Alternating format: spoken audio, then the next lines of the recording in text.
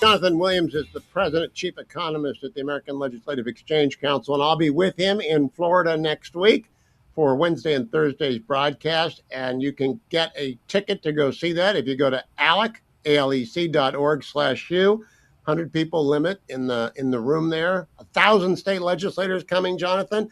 I hope we talk about the attempts to torpedo school choice in Arizona and Arkansas. What is going on in those places? Well, I'll tell you what, Hugh, the people that don't like school choice, evidently, which includes teachers' unions in those two states and their allies, have been trying to get petitions certified to go to the ballot to overturn two of the best school choice programs in America, ranking number 2 in Arizona and number 3 in Arkansas, respectively, in our the ALEC report on education freedom that we put out this last year. We were just with our Arkansas delegation this week at the White House. They're very proud of that LEARNS Act that was put into law, signed into law by Sarah Huckabee Sanders. Now, here the good news is in Arkansas's case, they came up short on the signatures, the teachers' unions and their allies. So families and the children are safe for yet another year there and able to take advantage of that amazing school choice program. The verdict is still out in Arizona, where at the time of us talking right now, Hugh, they're still looking at certifying if they have enough petitions for the fall ballot. And then, of course, it will be a massive battle between those against school choice and those that want to support the now 100,000 students across Arizona that are taking advantage of that universal education freedom. So TBD there and more to come, certainly. We'll be ready to move a cot into the studio, Jonathan, because if that makes the ballot, we will spend all the time we have talking about why they got to vote no on repealing school choice. Let me also give a preview of what we're going to do next week. We're going to talk about what the states are doing. Would you compare for us, for example, Tennessee and Missouri? Because those are two states that have moved up in the rich states, poor states rankings over the last decade. Well, and they're two states with great ALEC delegations. Tennessee's been a leader. They moved up to number 2 in economic outlook in rich states, poor states just in this last year. Of course, they've always been a state without a personal income tax and a right to work state, and a state that's done a lot of and really important things. They don't have a state minimum wage on top of the federal minimum wage. And so they've been an incredibly quick growing state over the years. Missouri's also done some good things, but they have a ways to go because, as you know, Hugh, Missouri's still not a right to work state. The unions put that on the ballot as a referendum to repeal what the legislature had done a number of years ago.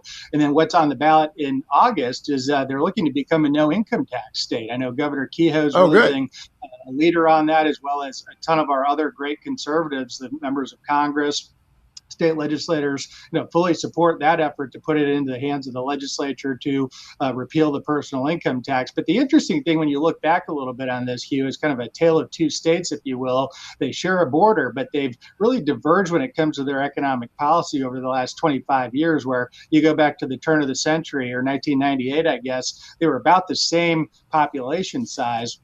And as Tennessee stampeded in the right direction by being a no-income tax state and a right-to-work state, Missouri has not grown with the same speed, and they've fallen behind more or less by standing still. So it's a really interesting bilateral comparison, and we'll see how this goes in August, just a few weeks here.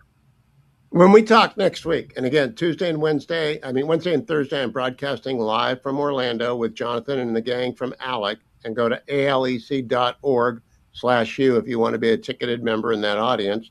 If you're near Orlando, and we're on right there, and you can drive over from Sarasota or over from Tampa. Do we have states that have gone in the other direction, like year after year, other than California, where they just keep adopting bad policy after bad policy? Tennessee's done everything right. Missouri's doing more things right. Florida did a lot of things right. Does anyone go the other direction?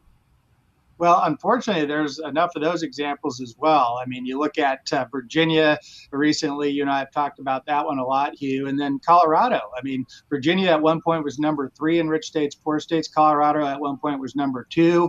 Now both of those states find themselves in the bottom half of states and have really declined over the last 10 to 15 years, especially.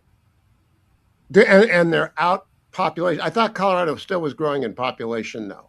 Is it still That's growing now in changed. population? You know, Because they had been a population growth leader for many, many years, but that now has turned the corner where Colorado is beginning to lose net domestic migration, anyways, to the other 49 states, which a lot of folks would have said that's unthinkable just a number of years ago. So I think the bad policies there in Colorado, as we've documented every year, and this decline in rich states, poor states, have really caught up and come home to roost, unfortunately, there. Jonathan, next week, let's talk about net domestic migration out and in, because I think if people look at just the facts, they're going to find that the red states are doing well because they're smart about the way they operate their states. And that's what we're doing on Wednesday and Thursday, America. Come join Jonathan and the entire ALEC team and me in Orlando. We'll be doing probably 10 guests a day from the state legislatures. Always a great fun time to be had. ALEC.org/U if you want to join us in Florida. And you do have to be ticketed, though. ALEC.org/U.